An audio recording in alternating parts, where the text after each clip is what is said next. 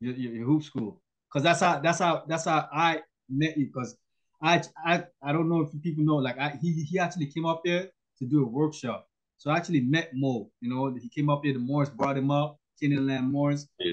For one weekend, we had a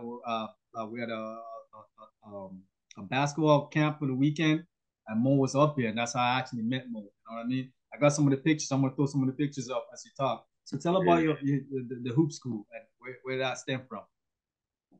Man, that actually came from I created Moe Ager School in 2013. So I was maybe 2 years removed from basketball. I was at that point in time where I actually kind of disconnected myself from basketball altogether. I had no interest in it. I was really working on Maurice, you know what I'm saying, and exploring myself and doing other things. So I really had no interest in anything connected to basketball, to be honest with you. So I wasn't playing. And then it got to a point in time where, I started finding myself around the game again. I started getting invited to go speak at different camps and stuff like that in LA. And then, I actually liked it. I really liked speaking in front of kids. I liked giving back and stuff like that. And I'm not just, yeah, I was always, pretty charitable. I was always doing stuff in the community. But nonetheless, it got to the point where I was just like, man, I need to start my own. And I was talking to my friend Stephanie Harris, and she the one who told me, she like, hey, you should start your own clinic. And I was like, your own camp, your own program. And I was like, all right. I mean, and it just felt like it was the right thing to do. I actually hit up Mark Cuban, and just ran the idea I am at the time. And he was like, yeah, that's dope. Go for it. And he gave me a cool little testimonial. And yeah, I started Moe Ager School in 2013. I partnered up with another guy out in LA, Long Beach, actually, an old partner, some former partner. And yeah, man, we kicked it off, bro. And ever since then, man, I've been taking the Moe Ager School all around the world, bro. We done been, wherever I'm at, bro. Like we took it up to Toronto. You know what I'm Yes, saying? yes, Took it up, you did. Yes, took it you up to did. T Dot. Yeah, I went up there twice. Actually, I went up there a year after that. Shit, we done been to the Bahamas. You know what I'm saying? We done Asia continent, you know what I'm saying? The African continent, so Moe Ager Hoop School is a basketball enrichment program, man. It's just to, help kids, develop who they are, develop their enrichment skills through basketball, and I get a chance to speak to the kids and help them, expand their consciousness through hoops. Yeah, it's a good deal, man. I'm grateful for it. I actually I'm think grateful for it, I actually think you're a perfect person to do what you're doing as far as the hoop schools, because you have the success of making it as far as going to the NBA, but you also have this other side of you where it's like it's not all about making it to the NBA. You know what I mean? So you're gonna give these children a balanced view. You know what I mean? As opposed to maybe somebody who only wants to talk or thinks about basketball. You dig what I'm saying? man. Yeah. I'm really So big on that for sure, man. I'm definitely big on conscious building, you know what I'm saying, to making sure that they understand things from a quantum point of view and that imagination. That's my main thing when it comes to children is making sure they keep their imagination. Because, a lot of times, adults, they tend to lose it when they get a little older, and they stop operating from that imaginative well, that's why you imagination said. space. That's what you said. It's been written in the Bible. It says, "Be childlike, but not childish." And that's what you Yeah, spoke on about, not but that inner child of yours, you still have that within you. You know what I mean? That's why sure. Definitely. you could speak and resonate with these children, because some of these adults, they suppress that child, inner child within them. You know what I mean? They think certain things is beneath them. That's childish. You know what I mean?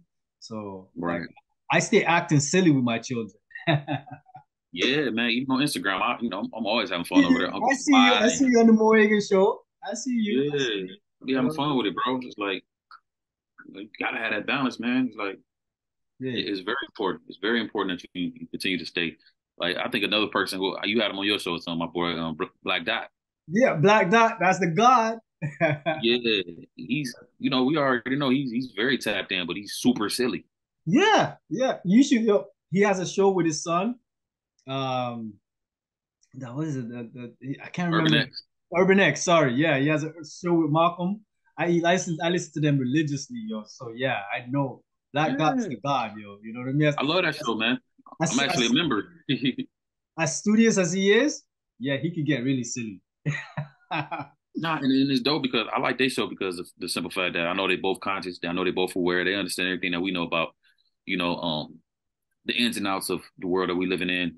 Yep. You know, I mean, not to say that we know it all, but I'm just saying it's No, like we I would know say that you. we tapped in, you know what I'm saying? And he's definitely tapped in. So it's good to see him like talk about everyday issues a very humorous place. You know what I'm saying? Yes, We all know yes, it's yes. bullshit. We just kind of like, all right, you know. But it is just kind of like, it's dope to see how he's able to balance out the metaphysics with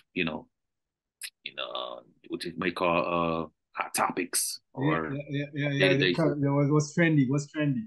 So yo, right now, if people don't know, you're like in Vietnam. Like this, like right now, there's a 12-hour differences. But for me, it's like middle afternoon. For you, it's like middle of the night, no? Yeah, yeah, it's almost midnight here. So tell them why Vietnam. You out there. Why Vietnam? Yeah. See, that's a part. That's all a part of the journey. You know what I'm saying? Just moving from, the NBA space. Moving out to Los Angeles, living out there, and then eventually, getting the opportunity to come out here and work in China. I lived in China for a year. Yeah, well, maybe 8, 9 months first before I moved here to Vietnam. But China was dope. I went out there for 8 months, lived like a rock star, party. Made a lot of music, had a lot of fun. And really had a really good time. I got a chance to because the year before that I struggled big time, man. I struggled big time and lost in Long Beach, man. My last year in America was rough, but I was always studying, staying tapped in. But it was a rough year for me. But so when I moved to China, man, it just felt like a breath of fresh air. I felt like a new start, a new chapter. And I did some of the things that I always wanted to do in terms of like when you see like Chinese movies and stuff like that, like I want to experience that. I wanted to see what it's like to go to the brothels and all the women come out, you know what I'm saying? I wanted to see that for myself. And I did, so and I was rapping everywhere, doing shows, having a good time, man. I was definitely a Excellent. rock star. But moving to Vietnam, it was definitely a, a transition that was amazing, and it was almost meant to be. I feel like Vietnam is more like it was more of a serious environment. Like China felt like an anime. Vietnam feels like like I'm married. I got a wife here. You know what I'm saying? Got to it. You know what I'm saying? Creating and giving me it's giving me the freedom to be able to be as multi-talented as I am, and express it in many ways because there's just so many different resources. Um, the people here is amazing.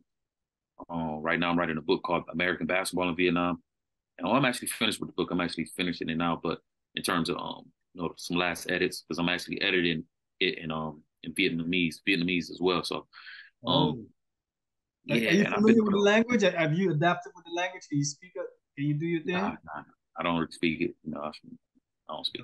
No, Mm. not even a one sentence Yeah, or a sentence or two. yeah, I can say a little stuff, but nothing to brag about or nothing to even. Where's the washroom? Stuff Yeah, like exactly. Toilet, toilet, toilet. that. Thank you. Come Big, on. So, big. Vietnam is a beautiful country. It's a lot of freedom here. Everywhere has its problems, but these are problems I can deal with. I've been able to become whole here. Just living on that side of town, on a Western culture, and then coming out here in the Eastern. You know what I'm saying? I feel like I've been able to really, connect.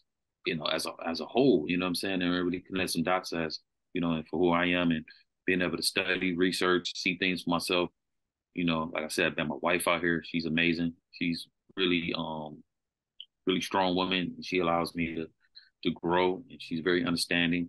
Um, the children out here is dope, and I've had an opportunity to come out here and and grow my businesses, and I'm currently active in that right now. So, Vietnam is amazing, man. I recommend anybody to come out here to visit, and just try to see what it's like, and see if they like it. But Brother, it's a cool place.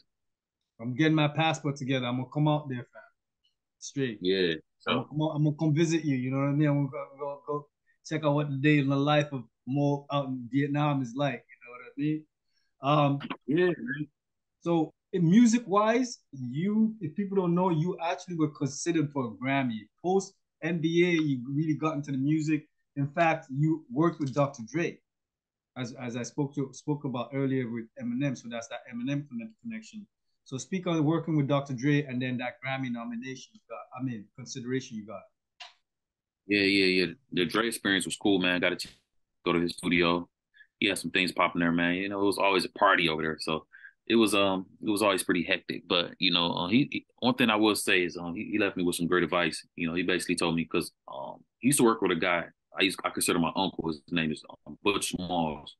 which is the father of one of my best friends, Carlin Small, and he was a percussionist for Dr. Dre, Mariah Carey, Okay. Four Tops, and he worked with Doggy Style, Dog Pound, and I told Dre that that was my uncle, and he took a little liking to me, but he basically told me in my music, he's like, if you want to improve your music, man, just start adding live instrumentation to it, and that will definitely bring your music out. And that's when I actually started, hitting up Butch again. I'm like, yo, I need you to play live over my beats and stuff like that. And that situation didn't last long. I feel like I got what I needed to get out of it. Um, the environment was, just wasn't my speed like that, just because it was too many yes men around, and I just didn't deal with that, what I'm saying? So I had to, Plus, it's I broke Hollywood. off, That's not. That's not. I feel like Hollywood does not agree with who you are spiritually. So I get it. You know what I mean? That's a Hollywood. bro. Yeah, yeah, yeah. I left the NBA and went to Hollywood and kind of experienced almost the same. Like Hollywood is like